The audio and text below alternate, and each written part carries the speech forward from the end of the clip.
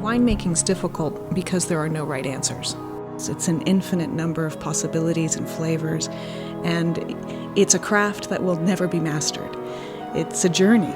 It's not just a product.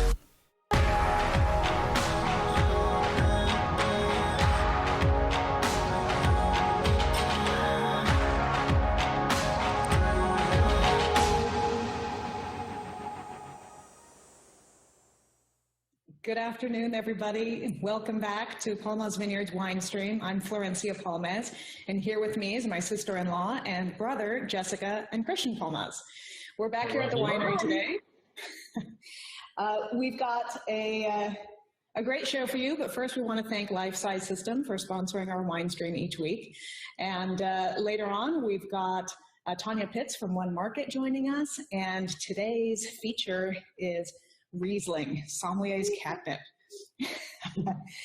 So before we dive into all these gorgeous Rieslings, we thought we would first tell you a little bit about what's going on in the vineyard. Today is, well, under normal circumstances, it would be tax day. But for Napa, tax day, April 15th, actually means something completely different. It means the beginning of the end of frost season. So it's official, all of you in Napa in the Bay Area, time to go plant those tomatoes, time to get the summer garden in. We are over with the cold weather. And also for the vineyard, it's when we change, it's when we change our focus from sort of spring prep mode into full-blown growth mode. So the growing season is on, babies are growing, and you can just feel it out there, and the sun is just shining bright. It's hard to be in a bad mood right now with all this weather. Is beautiful. Chris, can you show us some pictures of how the vineyards are looking this week? Definitely. It's amazing the difference and the change in just 2 weeks. Oh, yeah. These things were barely breaking buds, and here we are with nearly reaching the first wire. Absolutely. And the first wire, so to explain to everybody at home, there's actually 5 wires on the trellis, and we actually track the vine's progress by the wire. So it's almost to the first wire, and then, about another month or so, we'll be at the second wire, and before you know it, we're topping off because it's way past the 5th wire. So these precious little babies are coming out. We've got bees and ladybugs abound in the vineyard, and even the little flower buds are beginning to show. So it's just an incredible time. You feel like you can hear them growing. It's just so much happens overnight, every day, every parcel. It's an exciting time. It's spring. It's just perfect spring in the vineyard right now. We also were very fortunate so far, no frost damage. So really good start of the year from a growing standpoint. So knock on wood. Yes, I won't jinx it. I'm not making any kind of predictions yet. A lot can still happen in the vineyard. Definitely. No, we can definitely get another cold snap. But you are right. Statistically, we're way, we're over the hump of concern. And another big sign of activity is insect population explodes in the vineyard. And we obviously track all the good guys and the bad guys, but we have a lot of presence of good guys also. And so, of course, the honeybees and the grasshoppers are starting to show up, and they play a big role. And that is so. Let's be fair, for our viewers, that is not a grapevine. That's actually the flowering rosemary. So I know for a lot of people around the United States, rosemary does not flower like it does here. We end up with these beautiful, fragrant purple flowers. I love using them as garnishes, especially on our lemon curds. Just beautiful flowers, and the bees just go wild for them. If I could ever find their honey, their honeycomb, it must be the most delicious honeycombs. It should be rosemary scented around here. Also, Chris, I see not just regular pictures being taken in the vineyard these days, but you've also started flying. Is that correct? Yes, we have. We started you're talking with our VIGOR application. Yes, you're right. You're not flying. Yes, so we have started.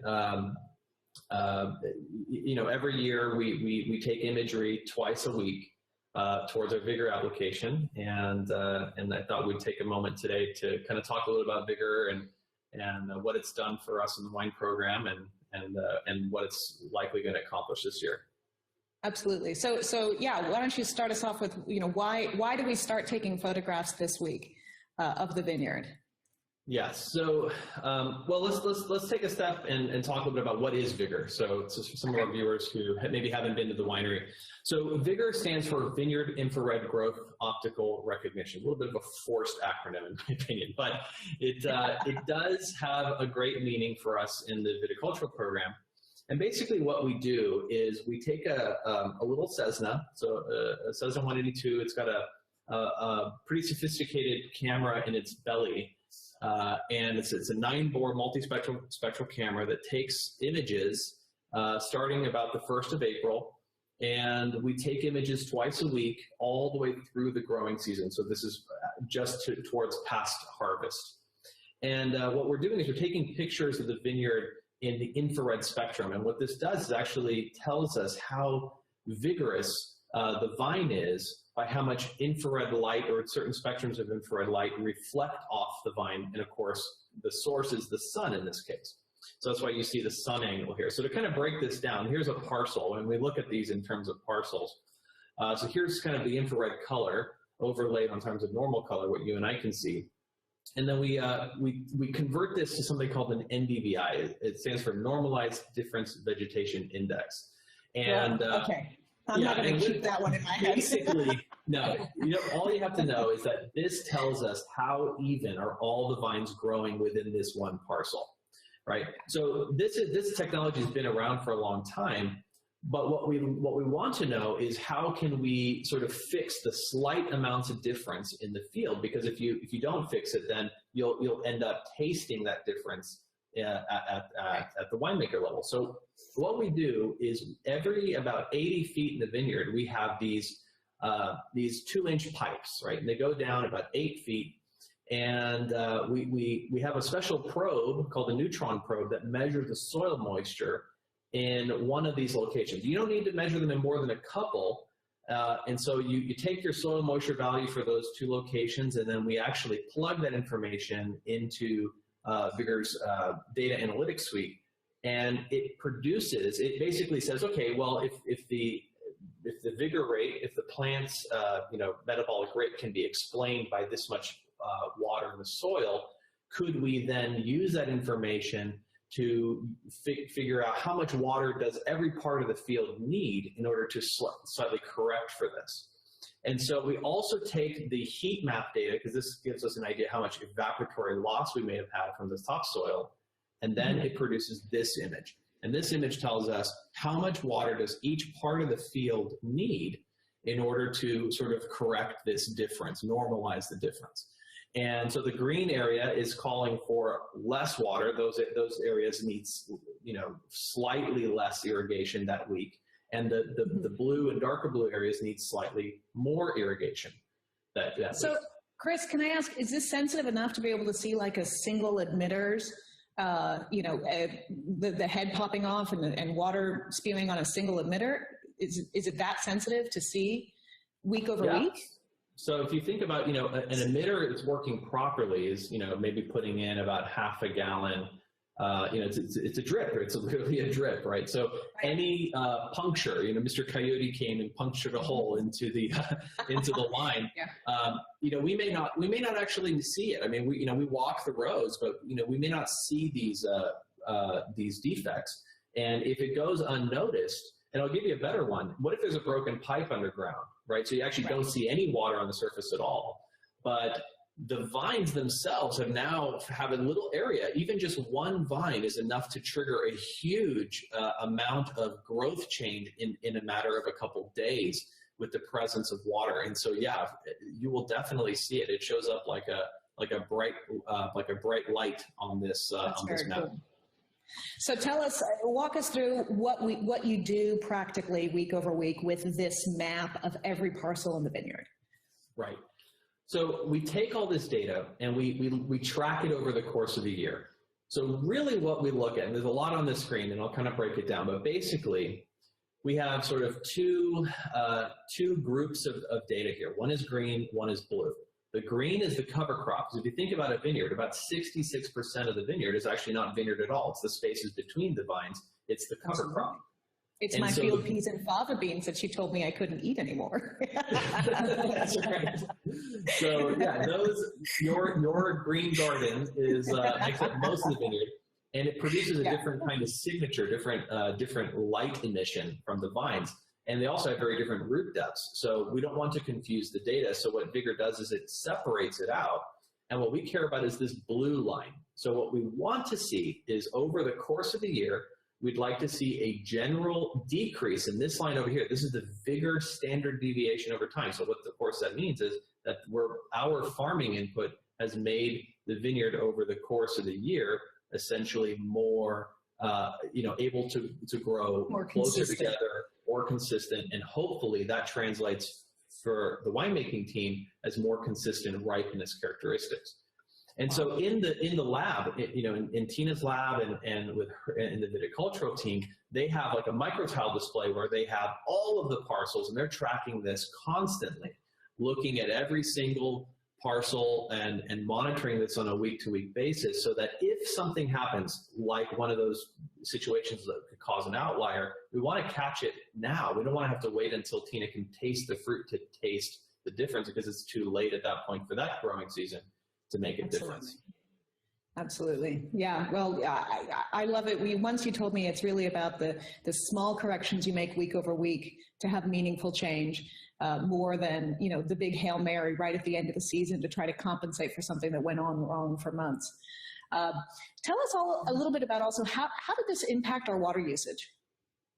Yeah, that's a good question. So, it took a couple of years to actually identify that. So since we're not irrigating to the lowest common denominator, right? We're not, I had a professor at Trinity used to tell me all the time that, high-tech farming is not farming the group to grow as an individual, but rather it's farming the individual to grow as a group. And so the takeaway message for that is you do exactly what every vine needs, nothing more, nothing less. And you do it to all the vines, and you get them to grow together. And what has resulted is roughly about an 18% water reduction, net water reduction over the last 5 years average. And that, I think over 5 years, we're starting to take a look at, the differences in rainfall and from season to season. And I think we're starting to see, so that's about, I'd say about 15% to 18% conservative water conservation. That's amazing. So not only are we using less water, we're improving the quality as well. It doesn't get much better than that. And this is, I love this picture because it kind of shows the team. Obviously, VIGOR is just one tool in the toolbox of the many things that you guys use. Right. So Flo, maybe you could talk a bit about what are you guys doing here and how are you using this information? Absolutely, yeah. So the winemaking team, we get together several times a year to taste through retrospectively all of the parcels of the wines, because of course when we're out in the field, we're tasting grapes, but it's very hard to say, does that grape translate to delicious wine? We can't do that until we actually look at them as barrel samples. So just before the first racking, right, is our first opportunity to get a perspective on the real farming performance of a vintage. We're roughly tasting through, my gosh, 45 lots, roughly, of the reds and all the different reds parcels, but we'll be tasting through them one by one. And then at that time, we're not doing a blending session. We're just sort of checking in and seeing how our farming is. It's also a time for us to do farming plans and strategies for the following year. And we'll pull up Chris's VIGOR data and definitely take a look at how's that parcel doing. Are we tasting, a classic example is you would taste a parcel and maybe you'll find a slightly undertone of a green note, like maybe just hints of some vegetable characters. Classic sign of a vineyard that had an underripe vein through it, where a lot of green berries or underripe berries looked purple, but were in fact not as ripe as the rest of them, would have slipped in. A little bit goes a long way in that situation. So that's pretty much why the winemaking team, we insist that we have as even a parcel as possible, so that when all the grapes get harvested that day and put into the tank, you don't have that little whiff of vegetal character or, some of those not so desirable olive characters can show up in wines that have inconsistent parcels. So we'll definitely be scoring ourselves on the result. And then conversely also, you can have parcels that have sort of outlying edges that may have gotten more dehydrated where the fruit begins to raisin a bit, and you have these real high-tone fruit flavors, almost preserved. Instead of that fresh fruit character that we're always looking for, you end up almost with a preserved character like jams or candied fruit. Gets a little high-toned, not quite our style, not our brand. So we like to stay away from those overripe, blown-out style Cabernets. So we really do insist on having just the right ripeness and as even a parcel as possible to really enjoy those characteristics. It's an interesting time because we taste through the parcels. We don't want to judge the wine's quality. We want to judge how good were we at the farming and the expression of that location. Because of course, as a winemaking team, we've worked together. The same team has actually worked together since 2003. We've really come to trust and know each other's palates. And we've also really come to trust and know the individual characteristics of every parcel. So, seeing how those parcels evolve over time and watching some of the strategies that we've implemented to improve a parcel based off of VIGOR data has been really gratifying to be like, oh, wow, we really did over time, change the characteristic of a particular parcel, maybe bring it from a solid, good B-level player up into the A-level player, maybe even turned it into a Gaston in some vintages. So, yeah, we love our data and always very grateful for Chris and all his innovations. This is something that is unique to us. Chris built this in-house. Always very impressed and love to show off how smart my brother is. We all make better wines because of it. Thank you. Well, it's great. It's great to see the team use the tools. Not everything I make gets to see the light of day. So. Yeah. Well, but those that do come out really impressively. So absolutely, Jess. I know that we have a questions and comments box on the side, and in the past we've been really terrible about addressing any questions. Do you see any questions coming up from the audience that we want to address? Yeah, and our ambassadors at home are doing a really great job helping us answer all the questions too. So that's great. But we did have a question about what is the process. If you do find an issue with maybe a valve or some sort of irrigation, how is that adjusted? Yeah. So we actually have a tremendous amount of granular control. So if problems like clogged drainage and broken pipes, we fix them. We hope to see the issue rectified. VIGOR will automatically over the next coming weeks, ask for less water in that area until it's basically evened out. But if you have areas that, just hydrologically are just different, there's no such thing as a homogeneous vineyard. So we actually change the emitter. So we have 2 technicians who are dedicated to the irrigation programs. This is all they do. So VIGOR spits out a sheet and Tina looks it over, make sure it makes sense. And then we hand it to the vineyard team. They go out and they irrigate that parcel for the 43 minutes on valve A at 17%, and then valve B at, so they actually do what the sheet says. And then if we need to change emitters, then we just change emitters too. So we have the ability to go plant by plant, but most of the time it just doesn't require that level of granularity because we built the vineyard knowing what the hydrology was. Yeah, that's great. Yeah. So. Cool. Well, I'd love to bring in Tonya. So while you're dialing her up, I'll sort of tell everybody about who we have today. I'm super excited about Tonya Pitts, sommelier for One Marketplace in San Francisco. She is an iconic and fabulous, influential winemaker, sommelier in San Francisco. One Market is one of my most favorite and iconic California cuisine restaurants in San Francisco in the Embarcadero. They were one of the first restaurants to really roll the dice and enter into what was a pretty sketchy area right as it was being developed after the Embarcadero was torn down. They've been open for 27 years.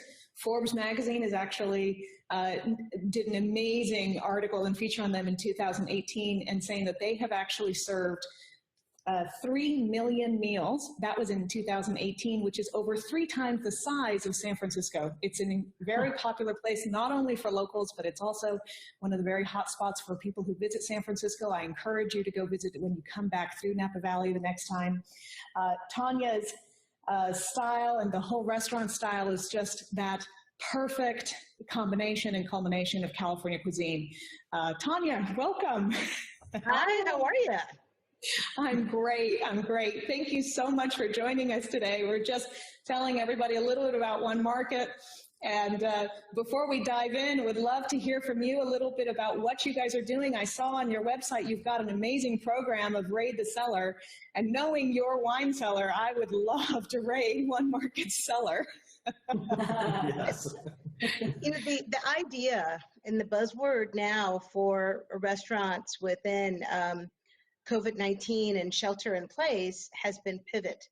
Whether you are a mom and pop restaurant, a fine dining restaurant, large or small, it's just being able to think through your just your branding and just what type of restaurant that you are, your neighborhood, what your customers want.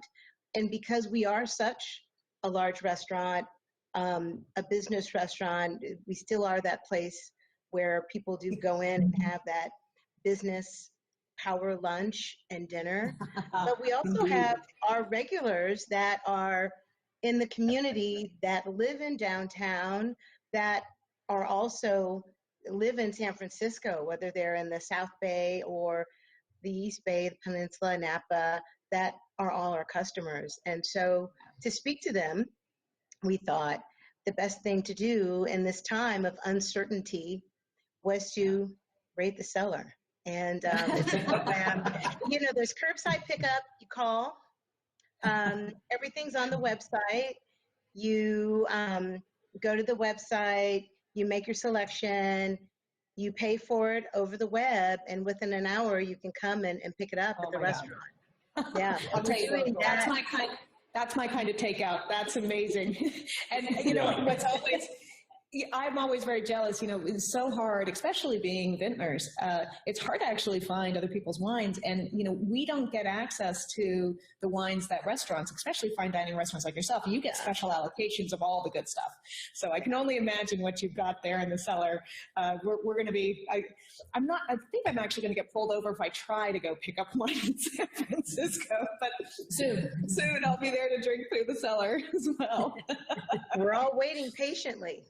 Oh, seriously. You know, I love how you say that about pivot. For us, the exact same thing. You know, we started these wine streams precisely because, you know, the tasting room got shut down. And for us immediately was, how do we keep our team that is really like family for us on staff and hired? And so we actually pivoted to this sort of live stream tele allocation of all of our wines. And so far, you know, I'd say it's, you know, it's doing pretty well. It's keeping us all as a team. And I know for you that has an amazing staff, and you guys are very much a family, doing whatever you can to keep your team together.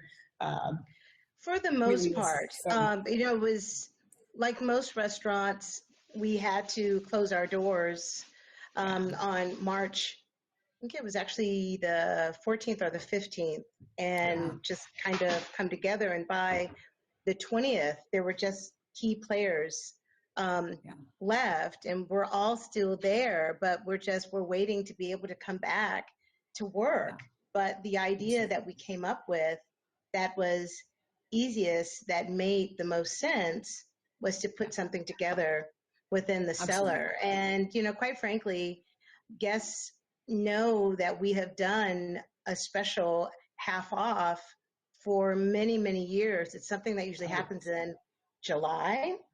To use that word pivot, it's also something that we turned into a focus for women in wine and women winemakers and executives and owners of restaurants.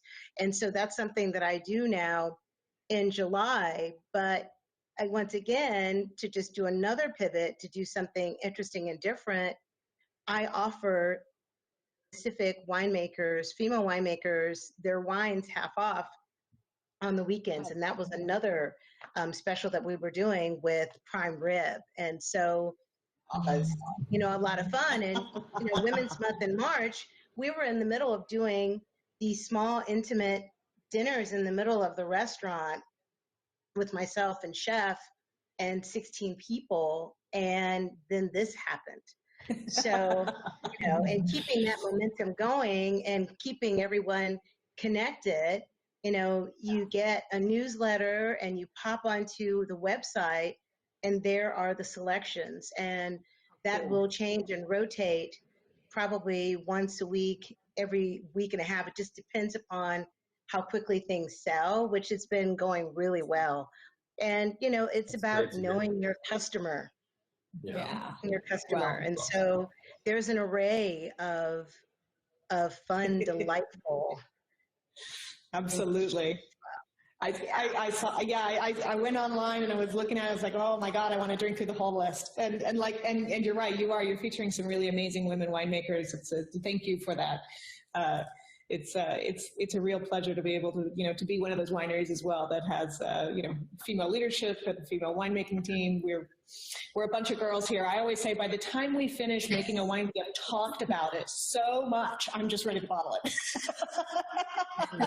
So talking about wines, we are featuring today Riesling, and it's one of my very favorite wines. And it's one of those wines that I think a lot of times our customers don't really understand, or don't get why sommeliers are so into Riesling. It's for some reason I think sommeliers are just like genetically predisposed to love two things: Fernet Branca and Riesling, and champagne. Okay, yeah. It's like we all have our our teeth cut in those, but then of course our trade and our life, especially here at being Napa Valley Wineries and red wine. Tell us, why is it? Can you explain to us why is Riesling why is it catnip for Somms? Riesling is catnip for Somms because sommeliers are technically built to explore and think about wine. And, for all intents and purposes, the geekier, the better, the more intriguing, the better. Absolutely. And depending upon, where Riesling is grown, whether it's, grown in Alsace or, in Germany, in Austria, they're different soil types. And you really get that within the glass and within the vineyards. And, tasting through the vintages that we have in front of us today is exactly that. We kind of roll through, one moment where, it's much more inspired of Mosel, the other is much more inspired of, Alsace. And then we have another that, could really be, much more Austrian intake. And no, we're not in any of those places, but the vineyard elevation, which these particular wines are being grown, it's really very, very exciting and very special. I can remember the first time I tasted Riesling from you all, and was in the very beginning. And I was blown away, and it just to have that first sip of something just kind of bright and energetic to tantalize the palate, and just put a smile on your face, and it's a palate adjustment. You're awake. And I think that's exactly it. What's going on? That it's a reset button, right? Yeah, it's the acid and the acid and the floral aromas and all the petrol things that you wouldn't smell in anything else helps you reset for every other wine following. It's exactly that. Oh my God, I couldn't agree more. And I love that you've caught on to so our vineyard is actually sitting at 1200, which is right in that fog bank. It's our problem middle child. Under normal circumstances, if I was trying to grow Cabernet there, I'd be totally frustrated, and I was for years, trying to make a nice, ripe Cabernet there. And we finally just gave up and said, okay, what does this cold vineyard want? Let's give it what it wants. Well, it wants a cold weather varietal like Riesling. And ever since then, when we changed over in 2008, actually, this was one of Chris's first recommendations when he came to the winery. it just bloomed. So walk us through, lend us your talent and your palate to walk us through the 3 vintages. We have here with us 15, 16, and 17, which is a 3-year vertical with a little bit of age. I've always hated having to sell. As a producer, we always have to sell our wines upon release, and selling Riesling at release is infanticide. It just doesn't taste right until it gets a few years in. So walk us through what you're tasting. One of the things that I did is I poured everything at the same time, and what I was really struck by was the coloring. And as wine ages, particularly white wine, you get more of this kind of golden spring, and it's still fresh and bright, but almost like honey and honeysuckle.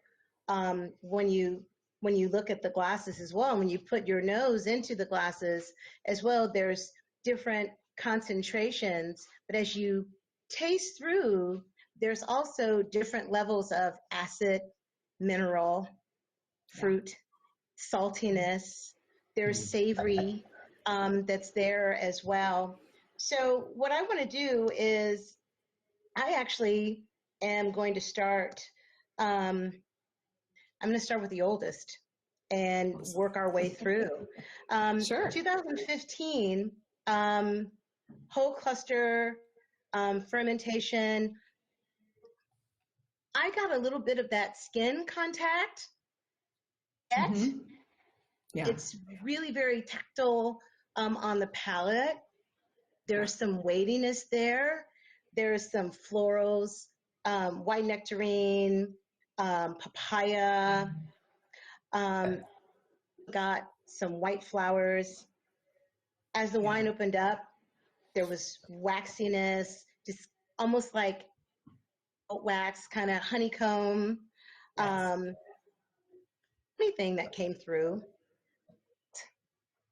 So mineral and just this earth and saltiness that I was just like, oh, wow, this is really great. And I just kind of went down. That's the holy grail of Riesling. Whenever we start getting those notes, that's when I start knowing we're hitting a sweet spot in a Riesling vintage. It takes a few years for those to show. They don't even show up at all. It's like suddenly they come out of nowhere around year 3 or 4. It is amazing. I think unlike any other wine, Riesling has the biggest transformation in the first 10 years. Ours definitely. Yeah. Riesling in general. Yeah, it's just so unusual. And I'm gonna jump back and forth because I did pairings. Oh yes, please. As well. And I looked at the pairings that suggested as well, which were really wonderful. But I have a tendency to be that wild card, the things that you normally wouldn't think. Awesome. That's the ones we like. Yes, I am that one that pairs red wine with fish and things like that. So I thought wine, actually milk braised pork roast. Ooh. Herbs and polenta. And this is a wine to me that can start with it, carries through an entire meal. Yeah. You'd be really very, very happy.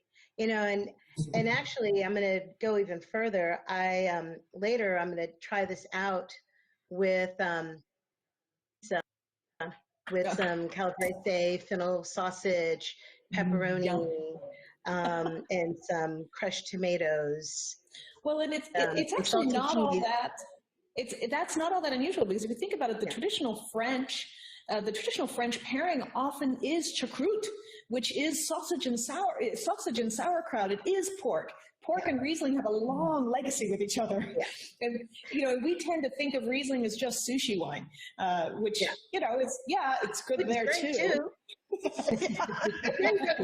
I love it. Yeah, it's hard to get to a sushi restaurant these days, but there's a lot of people who make some fabulous sausage. With 2016, Really beautiful citrus notes, blood orange, slightly tart. There was a savory component. The middle of the palate as well, kind of dried brush, and what I like to call kind of foliage that's very hardy, if you would. And when that foliage kind of dries a little bit or you cook with it, it's not spicy. It's just really very aromatic. And that really comes through here as well. I always think of some of the wines. The first thing. Some of the wines for me sometimes smell like the dried grape leaves that we'll see under, in the fall. And you could like pick them up and you crumble them in your hands. And sometimes the wines smell like that. Of course, it's impossible that they picked it up from each other, but there's just an air about the wines that are similar to the brush. Yeah. And there's orange zest. There's this tartness that's there, but it's just really super, super fresh. And there's kumquat. There's dried and fresh kumquat there as well. That's really pretty. There's a gorgeous dish that Mark Doman, chef and partner at One Market, makes, and it's basically deviled scallops with kaffir limes, coconut milk. There's some chili within and lime leaves, and would be absolutely delicious with it.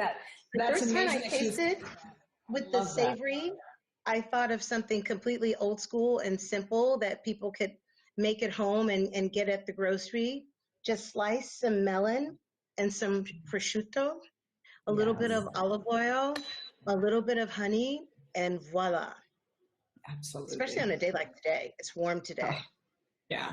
It's warm today. It's beautiful, We got to practice social distancing, but, there you go. Right there with 2016. Yeah. And, such a pretty, and it's interesting that you say that. So for us, we make Riesling for California cuisine. That's the style guide. And it's all about fresh flavors and sort of those nods to those Asian aromatics that make their way into so much of the California cuisine, especially at your restaurant, like the kaffir lime, little hints of ginger. You need to have a certain amount of body and a certain amount of acid and a clean characteristic to it that can really stand up to those aromas and kind of cut the chilies. Yeah, exactly. And absolutely. I love spicy foods, and it's so hard to pair chilies with Cabernet. So this is my one time I can have a little heat on the menu.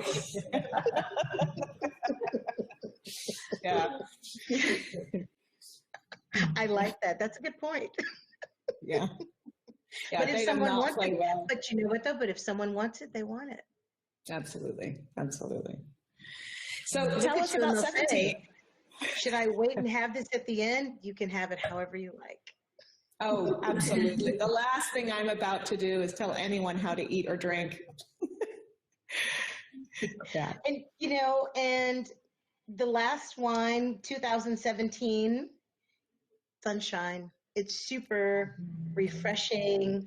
There's granite, kind of wet granite. You get that smell of just wet rock, and then stone fruits, white peach on the palate, honeysuckle. But what really stood out to me was the Meyer lemon.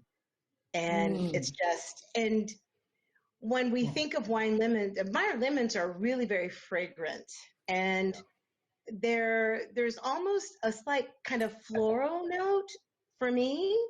If anyone would ever make a Meyer lemon oil or something like that to just dab behind your ears or somewhere on a warm summer day, because it smells like food, it doesn't smell like perfume, I would buy it. Oh, yeah, I would. Well, you can't wear fragrances.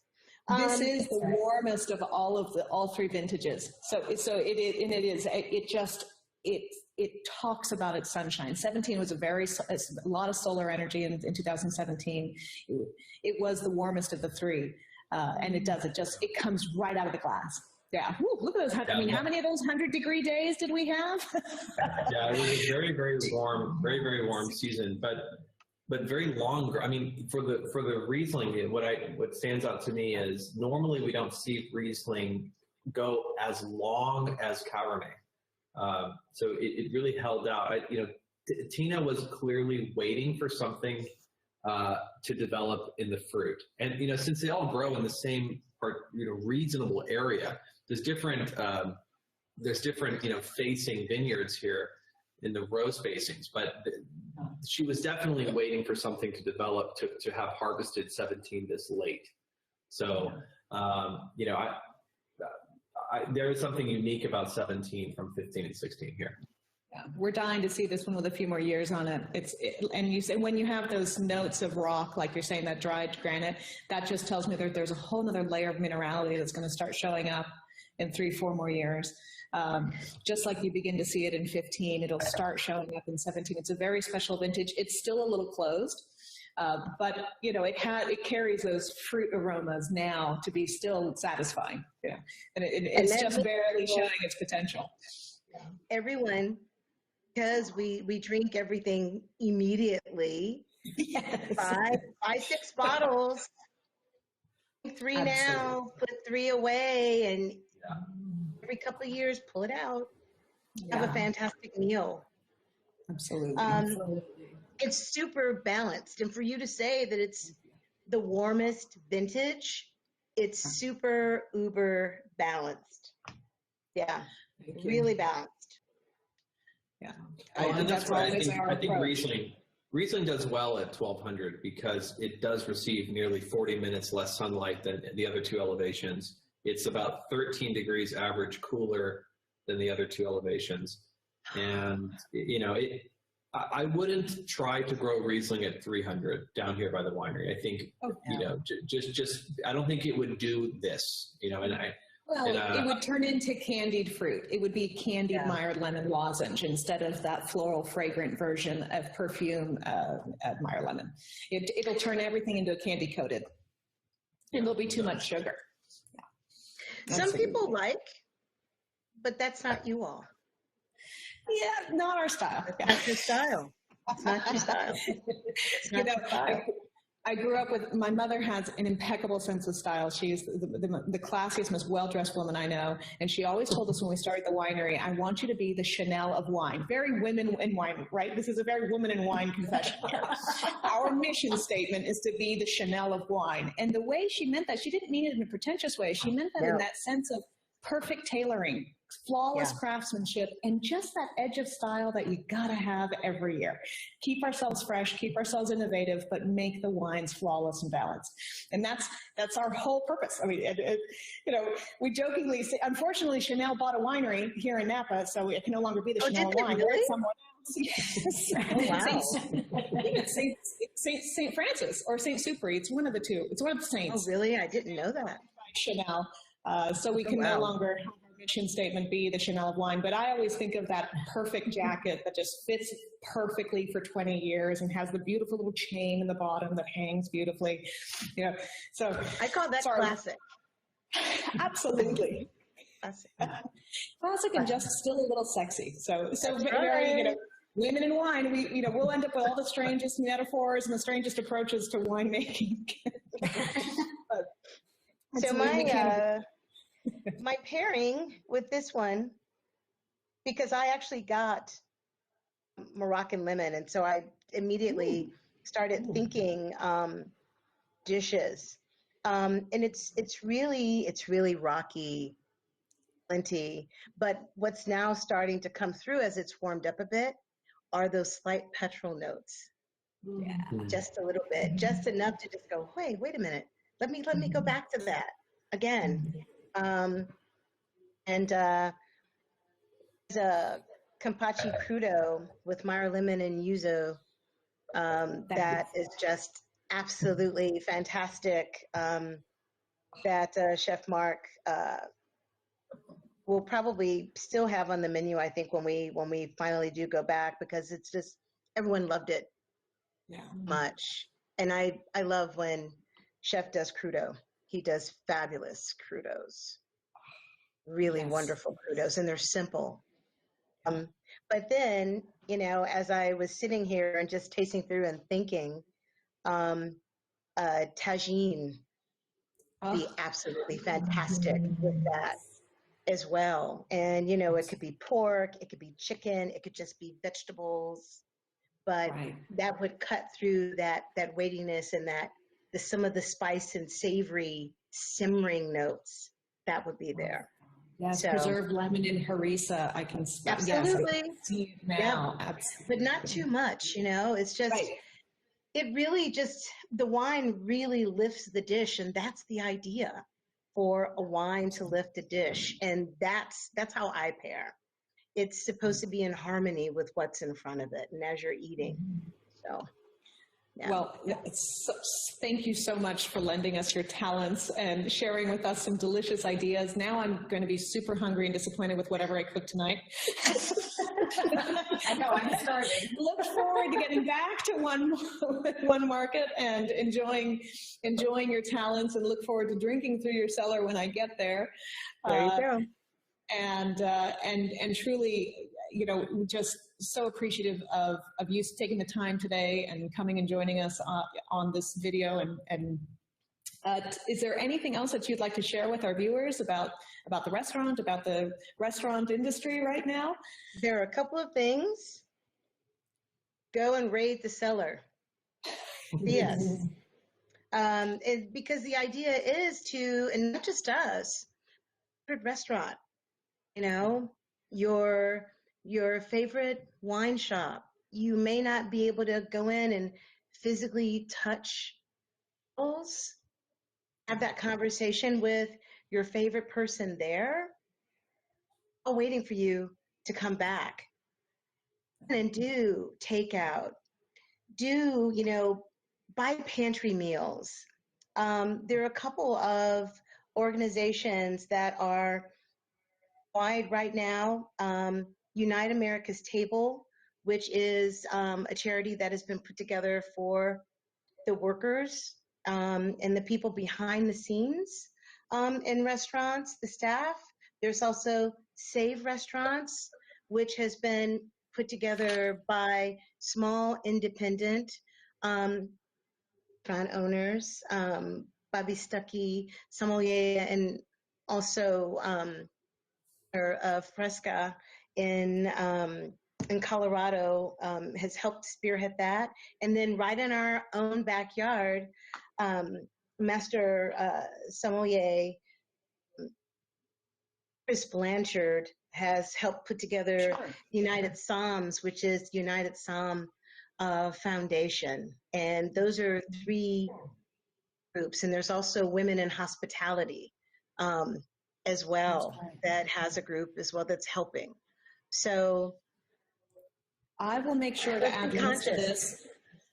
So thank you for bringing that up. I mean, you know, we've always said that the hospitality industry is one of an incredible grace and professionalism, and our hearts go out to having your industry really one of the most impacted in this time. We'll make sure to add links to all of these organizations when we put the copy of this live stream on our website, so that if anyone wants any more information, they can definitely check that out.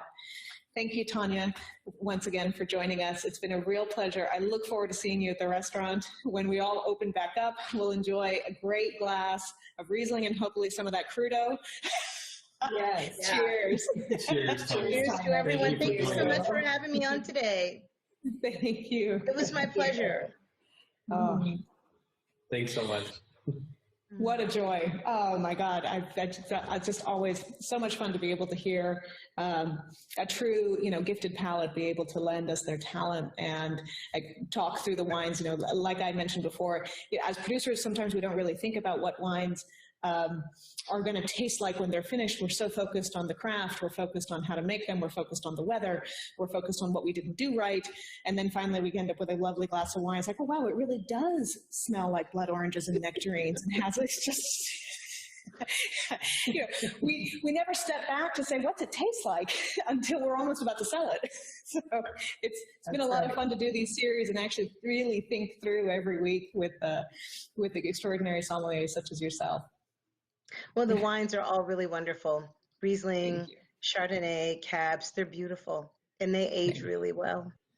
And they're tasty right out the gate. So important. It is. We want to try and make the wine portray a value and show its quality and the special, sort of the specialness of what we want to convey, no matter when you open it, right? It needs to be a wine for any time. Yeah. Wonderful. Well, that's great. Well, Chris, I was wondering. Thank you. Bye. Bye. Bye. So Chris, it's always such a pleasure to have a talent like Tonya's talk about our wines. Why don't we go through just a little bit about the technical side of it, so we can kind of see what is it that her extraordinary palate is tasting, and how is it that we were thinking about it in the field. Like I mentioned earlier, we've always called this vineyard our problem middle child. It's got a storied and literally a rocky past. Yeah. This vineyard is challenging because there's literally very little sunlight and no topsoil. So, she's talked about Alsace and some of these other regions. You could go to 1200. It's extremely desolate. I mean, you don't feel like you're in Napa Valley anymore, and you're just surrounded by the three peaks of Mount George, and the sun has set on the peak at 4 p.m. and you're in the shade, and it's just rock beneath your feet. And these vines struggle to an immense level. And actually, I found a picture that our friend Nicola Mangiocchi, who of course photographed the book, took in 2015. And I love this picture because it shows the typical freckles of Riesling, and the way the light caught it, these vines stress so hard, they have a hard time building pigment the way other vinifera do, and so they're spindly. They don't generate much bulk in their structure. They're really unlike any of the other Bordeaux varietals. And so, my understanding of the vine kind of ends with the viticultural side, and I'm just amazed at what it can do in the, in the winemaking side. But, from that perspective, we whole cluster press. There's a great picture of loading the Europress down in level 1. We have a specialized device that is dedicated to whole cluster press wines, which is our Chardonnay program, our Muscat, and our Riesling.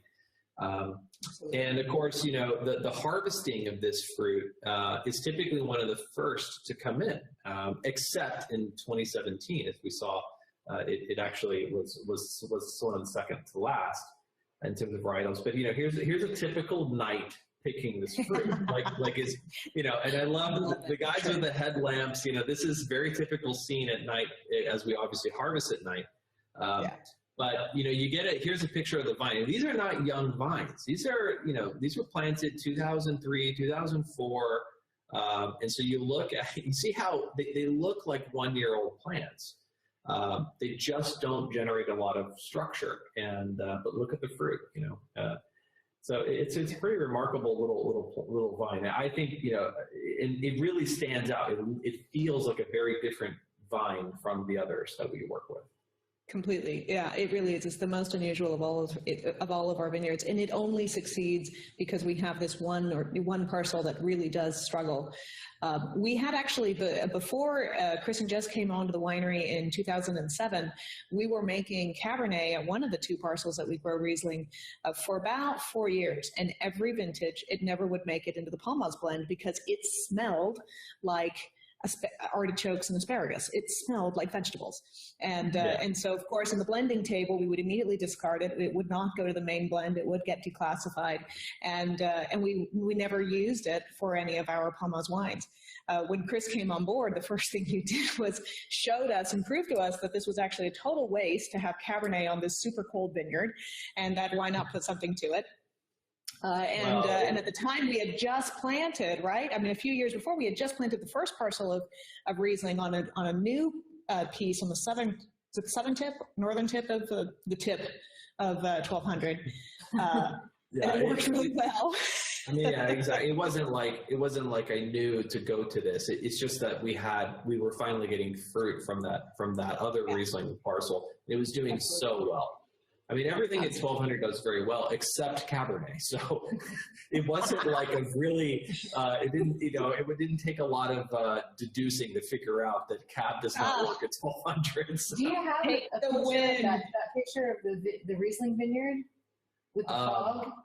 I'll try and pick one out. But, one thing that I think is really important, why this wine takes on the characteristic it does, has a lot to do with the way you guys ferment it. And so, yes. From what I understand, it's quite unique that, so we do this very cold fermentation, 45 degrees, but instead of using, say, sulfur dioxide to arrest the fermentation, you guys dump the temperature. I mean, right down to near freezing. Well, there's two thoughts behind that. So it's not just about arresting the fermentation, but primarily you want to start cold and go cold and slow so that we don't lose those delicate aromas. Some of the most intriguing aromas like floral aromas or honeysuckle, lemon, all of those are actually notoriously short chain, lightweight, volatile esters that even at room temperature will literally blow out of the tank. So we have to keep the entire tank cold, almost on ice, like you're showing, to be able to keep those delicate aromas in. If we were to allow this to be a normal white wine fermentation that, under commercial operations, they would be in a hurry to get out of the way so that they can, focus on their red wines, we would have to rotate a tank really quickly, go as fast as we can, just get it out of the way, put it away, and then vacate the tank for red wines. But being here with so many tanks and so nicely set up, we're able to go really cold, really slow. And then, like you said, instead of shocking the wines with an additional sulfur add, which is, really such a tragedy, both for our bodies, but also for the sort of delicate aromas and finish of a wine, to be able to then hit it with even more glycol and really chill it down. It's almost freeze out the bugs, literally, and get them to settle out physically. It's a little bit of it's a more holistic approach. Yeah, it's a little bit of an Anheuser-Busch method. Not to compare the process, but I have to tell you. Twist the knife. What? No, it's true. So, they do this cold bottling process, the cold canning process. They do the filtration. It's actually not unlike what we do, right? So we do this cold filtration. So you actually pull the yeast out of the wine alive. I mean, they're asleep essentially at a cold state. And anyways, it's a really unique process. And I admire now. I mean, it takes an immense amount of effort to pull it off. The white wines, in some ways, are technically more difficult to get to the bottle than the reds. Right. That's absolutely correct. I mean, there's a lot more to go wrong. Not doing a precise job of dropping that temperature and not having basically the settling or of the wines happen passively like they do. There's almost no salvaging of it. And there's a lot of famous examples of, mistakes in white wine, because also it's a visual. Clarity and color are so critical that you have to not only be worried about what it tastes like, you have to be worried about what it looks like. And so oxidation, clarity, fining, all of those elements come into play much more critically than with red wines, where you've got a little bit more play. We find it ironic as vintners that Riesling is oftentimes just sort of a second subject in the cellar. And it's like, oh, that's very nice. That's patio wine. It's like, well, it's not quite a porch pounder. It's really quite a fine wine. And obviously sommeliers around the world have definitely come to recognize the effort and we really love to bring this one forward. I know being a Cabernet house traditionally, it's like we're pounding our fists on this Riesling, but the reality is it's a joy to make, it's a joy to drink. So couldn't help but put a little bit too much effort towards it today. So Jess, I know that, we mentioned earlier that we always hate drinking this young and we always end up selling it. And a couple years ago, actually, when you first came to the winery, you guys met, sorry, I'm going to give the background story to speak on y'all's behalf. Chris and Jess met freshman year at college, date, all 4 years of college, and every time they're on break, they come back to the winery and they work at the winery. Jess was actually the studious one. So while my brother was this total beer drinking nerd at college, Jessica was in fact studying up on wines, had an amazing palate. No secrets on the wine show. Thank you. Had a lot of passion for it, and she had a lot of passion for Riesling. So when Jessica came on board and joined our family in 2008 as a family gift, we named the Riesling after Jess. So this is the Louise Riesling. It's just Jessica's middle name, and ever since then, she has definitely taken firm control over all of our wines and our operations here. Jessica handles all the sales, allocation, keeps us straight operationally. Well, it was an honor, yeah. Oh, absolutely. No. I mean, this place would be a chaos without you. You run the show in the background. You came up with actually a really great solution, and it took us a couple years, right, to actually stop selling out. Tell them about the library program that you started. Yeah, it was difficult, probably most just to keep us from drinking all of it. So that was hurdle number one. That is very true. But yeah, it was something that, I mean, and we've kind of touched on it a little bit earlier, and we've also spoken, in previous weeks that we're pretty bad at holding on to library wines, but that it's such a shame to not see, especially how the white wines age, and specifically for the Riesling. Yeah. So a few years ago, we said, okay, it's going to hurt, but we're going to stop drinking a little bit of wine so we can kind of create a little bit of a cellar program. So 2015, I believe, might have been the first vintage that we consciously decided to start holding a little bit of it back. So. Absolutely. So fantastic. Thank God, too, because it's tasting delicious. I mean, it's amazing. Amazing. Yeah, had you given me, access to it then, I would have probably drank it all. So, so as a result, we have been holding back some inventory, and we are announcing today, and we were going to do this spring here in the tasting room, but now we're doing it here.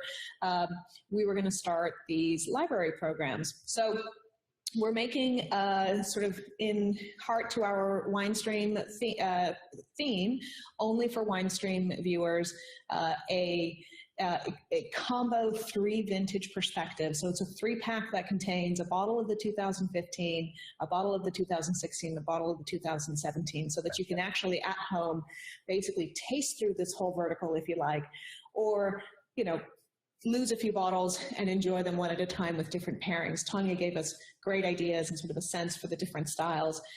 Like we mentioned, the 2017 is that warmest of the 3. It's the most fruit forward, very Meyer lemon, really pretty stone and petrol notes already showing through. It's going to be a very fine vintage when it's got a few more years on it.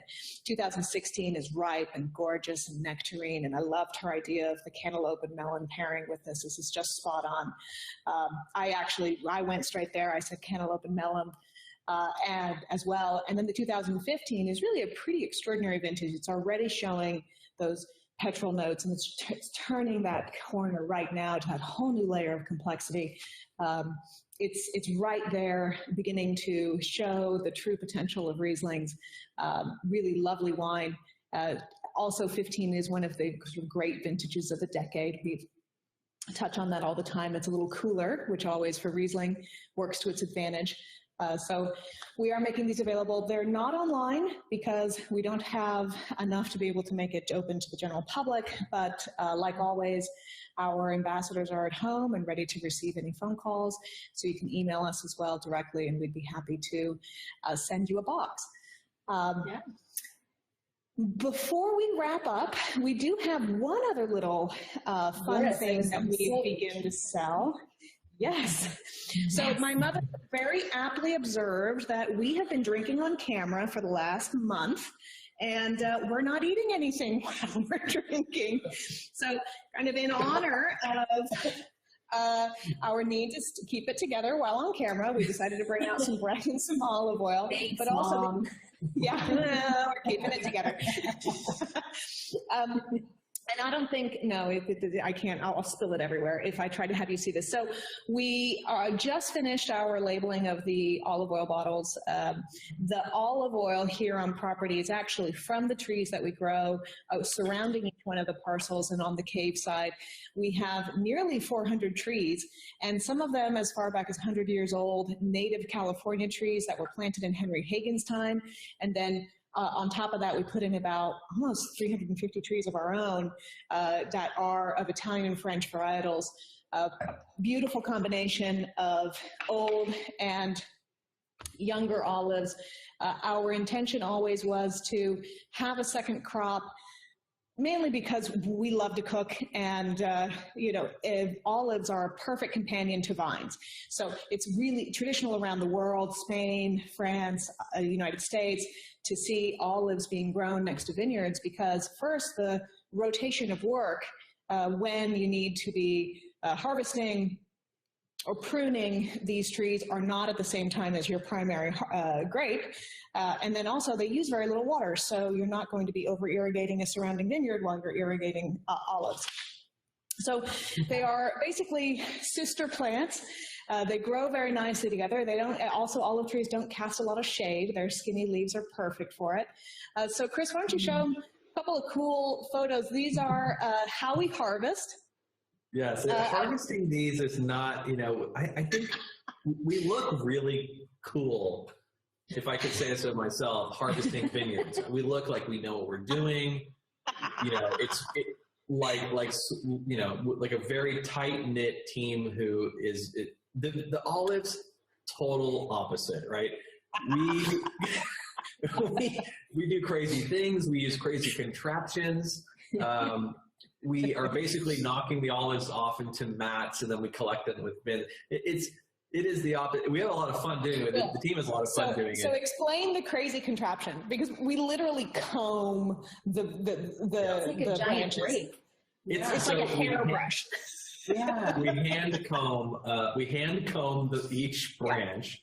The idea is to remove the olives, not the leaves. The leaves stay on pretty strong, so they typically not a problem. In this picture, which I hope OSHA does not see, we are using this kind of we bought it from Italy. It's this slacking machine that kind of whacks gently the upper branches, and it is fun. It's the Flow-Bee of olives. Yeah, exactly. So. Right. Yeah. So we'll always harvest sometime in late November, or sometimes even as late as early December. For us, the olives are, being our second crop here on property, it is definitely the little sister to the primary, process of grapes. We tend to be, because it's the olive oil that we as a family use, and for both our eggs and our salads all year long, we like to have it to be a balance between green and ripe flavors. So Tina will go out there, and she'll actually also make the assessment as to when is the olive harvest date. We'll do maybe 2 or 3 different picks, but the real goal here is to be a perfect mix, sort of 50-50, green and just turning red, never to go all the way to the black, because the green parts of the olives, when they're still green, they have that real pretty peppery characteristic. Too much of it becomes kind of overpowering. Like green grass, yeah. Yeah, you end up shooting, it's like drinking grass. But then when you go all the way to the black olives, they turn really buttery and they lose all those interesting essences. So we try to go for a very balanced, complex, clean olive oil. We make very little of it. We sell out of it almost immediately every year, partly because the family itself drinks. Like a food group. You're right. Olive oil is a food group for us. It really is. Yeah. We produce only 4 55-gallon drums a year. I think the family takes half of that, and then we do bottle the remaining 2 for sale. They are not filtered. We do actually do a natural finding here, and then we'll sit. Usually that takes about 2-3 months, and then sometime in late February we'll start the process of decanting those barrels and start bottling them. So we just finished actually putting the caps and the capsules on them and the labels a few weeks ago, and they're now ready to sell. So we are making these as well as available. This will be available online. Is that correct? Yeah. Yes. Yeah. And what's the retail on the olive oil? It's 25. 25, yeah. So, and I believe they're 500 milliliter bottles. They are. Yeah, 500 mils. Yeah. I think that wraps up all of our offerings and what we have on the vineyard. Chris, you've got some memes to share this week, don't you? Yes, we took a break from the memes last week, so there was a lot to choose from. We wanted to pare it down so we don't spend too much time on this, but the theme was definitely around cats this year, or this week, and so and today's cats, episode of Somm's Catnip goes pretty well. I just was begging to be used. So so cats, seem to have this enhanced sense. I don't understand it personally, but so the Cat Sommelier, it's a full body Bordeaux with plum, mulberry, dark cherry notes, but since they are deviant little creatures, it should make a cool stain on the carpet. So, which actually, this next, which a viewer sent in, which I love, actually kind of just goes to show that I think cats will stain the carpet intentionally. They clearly are not clumsy. And this little obstacle course of corks that the customer put, I think illustrates awesome. That. I think that's so perfect. But my favorite. And if you did that with a dog, it would be just corks everywhere. Oh my gosh, Lisa! I will. Imagine? So let's just put this for a future episode to prove that this is impossible with dogs. I will put a cork obstacle course in my house, and we'll let Minka go through it. We look forward to seeing that. Yeah, it'll be a total disaster. Anyways, my favorite meme is this one, which is, I think it's spot on. I mean, this is fact as far as I'm concerned. So relative importance in 2020 so far of certain items, and it's coffee, which has basically been the same, car, which has basically gone down to 0, internet, which has risen to the top, shaving had a steep drop off in March to basically not counting for anything. And alcohol just in March was important, but clearly shot off the screen. Yeah. Toilet paper had an incredible explosion and then a sharp fall off. I think people are hoarding too much. And sweatpants have risen to an all-time high. So. Interesting that you say that. Actually, there is a study recently that in Walmart, they have an increase in sales of tops only. People are only dressing from the waist up for their Zoom meetings, and while they're wearing their sweatpants underneath. It's perfect. Perfect. I think I'm contributing to that. Yeah. I'm wearing a button today. Thank you very much. Well. Thank you again for that. I love your memes. I don't know how you must have the coolest friends on Facebook, because my memes are never, my Facebook stream is never that funny. No. My Facebook friends are useless, actually, and they should all be put on notice. It's the customers that send in the best wine memes. So continue doing so, please, because nobody can trust my Facebook friends for anything appropriate to post online. So. That's great. Well, before we close, Jess, do you have any questions that we want to field from the audience? Well, we've been kind of putting them throughout, and we've got our fantastic staff who's been kind of taking care of a lot of the scrolling questions. So I think everybody's covered. Yeah, but it was really great to see everybody here, and there was a lot of excitement for Tonya, and so I think once everything opens up, it's going to be great. Yeah, very good. We all look forward to that. Yeah. Well, thank you everyone for joining us once again for another episode of The Wine Stream with Palmaz Vineyards. It is our favorite part of the week. We look forward to seeing you back at the winery again soon. But until then, we'll be back on next Wednesday at 4 p.m. Pacific time. And next week, we're actually going to feature some fun toys as well. Sort of in the theme of spring, we'll be releasing the rosé. So.